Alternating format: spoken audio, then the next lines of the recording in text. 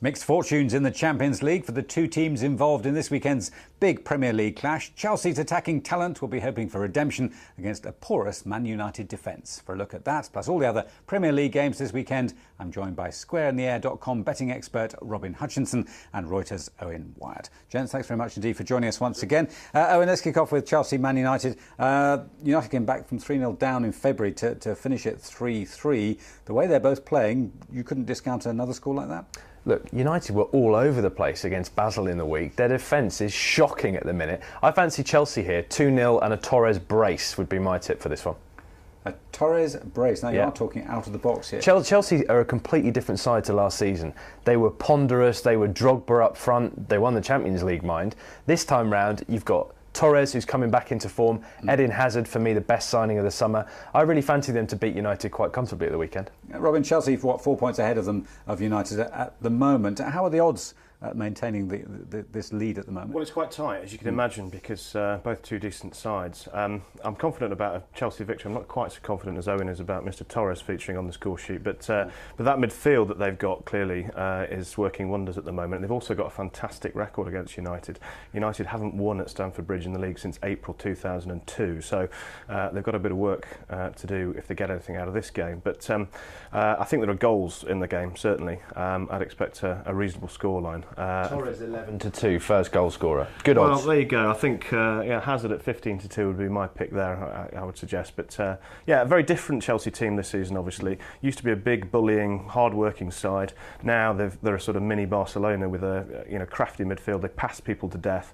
Obviously didn't have a great result in the Ukraine, but I'd expect them to get back on track this weekend. OK, so Fortress Stamford Bridge will hold. Yep, I think so. OK, let's move on to the Merseyside derby then. Everton having a much better start for once. We've been waiting for this to happen for a long time.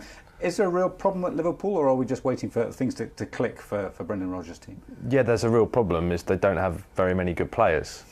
And they didn't buy Stop many good players. sitting on the fence, please. Well, no, they don't. I said at the beginning of the season, they're more likely to get relegated than they are to qualify for the Champions League. I don't think they're going to get relegated, but they're going to be nowhere near the top four, and I don't fancy them to qualify for the Europa League this time round either.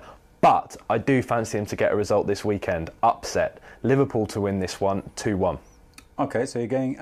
Robin, is he going against the bookies' views at the moment? The money is fairly well balanced, actually. There's quite a few quid for Everton, and obviously Liverpool have been well backed as well. But I'd go against Owen, actually. I think Everton have got a good chance. Clearly they've started the season a lot better than their Merseyside rivals.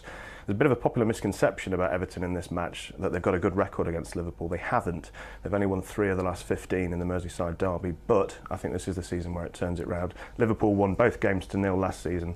I'd be surprised if it's quite as easy for them this term. OK, now then, given your recent accumulator success, Owen, we're going to run down the remaining weekend fixtures. We'll get both your takes on where the money's going to go. Villa-Norwich, Owen. Draw, 0-0. OK, where's the money going on this one, Robin? Well, the money's on Villa, actually. Obviously, Lambert's got a point to prove, and it'd be interesting to see. They've not had a great start to the season, neither have Norwich, quite frankly. Draw's not a bad shout, actually, but Villa might just sneak it. I watched Villa against Fulham last week. My word, were they appalling. OK. Arsenal QPR, I mean. This is a home win, 3-1 Arsenal. OK, where's the money? I wouldn't disagree with that. Money's all for Arsenal. They're obviously very short. QPR haven't won a game all season, and when you've got that record and you've got to go to the Emirates, it's tough. I can't see that changing. OK, Reading against your team, Fulham. This is the big call, right? If you're doing an accumulator, this is a toughie. Fulham have looked much more resilient away from home this season. There's games where you look at it and you think they're going to get a point there. Southampton, a couple of years back, they'd have lost that. They almost won it. But I fancy Reading for their first win of the season. It has to come eventually. These teams that struggle to survive home games are everything. They cannot afford to lose this, so they're going to win it. Reading. OK, does the market agree? It does, actually. Don't disagree. I think it's going to be a squeaky one. I wouldn't expect to be a huge amount of goals, but Reading by the odd goal, I think. OK, moving on. Stoke, Sunderland, Owen. Stoke. Nothing else to say. Stoke. Robin? Well, both teams are draw specialists this season. What they've done successfully is not get beaten. They're both obviously level on points, 13th and 14th in the league, but I'd have that down as a score draw, frankly. OK, Wigan, West Ham. I think the highlight. hesitation. The highlight of my sporting weekends at the moment is Stuart Hall on 5 Live when he's at Wigan. He calls them the United Nations of Wigan, and his commentary on Wigan against Stoke was just something to behold. You know, sort of great, sort of football versus anti-football almost. It was brilliant. Wigan have been really, really poor of late. A big fan of Roberto Martinez. Used to work with him at Sky. Great bloke. Wigan in this one. Yeah, I think if there's going to be an upset on the coupon this weekend, it might actually be West Ham. I think West Ham can do this. They've started the season very well. Slightly surprisingly, actually, although Big Sam's obviously got a lot of Premier League experience.